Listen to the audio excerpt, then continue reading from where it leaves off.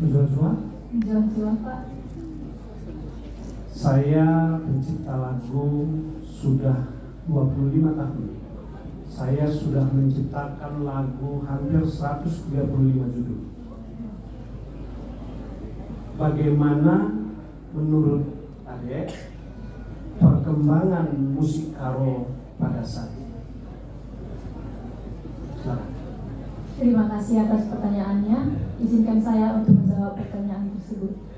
Menurut saya, perkembangan musik di tanah Karo sekarang ini sangat luar biasa. Mengapa saya mengatakan luar biasa? Karena dengan kekreatifan dan inovasi dari masyarakat Karo, khususnya juga buat generasi-generasi muda nanti, itu salah satu cara kita memperkenalkan dan perkembangan dari musik Karo semakin bagus. Sehingga mari kita semua anak muda terkhususnya tetap melestarikan dan mengembangkan musik Karo. Terima kasih.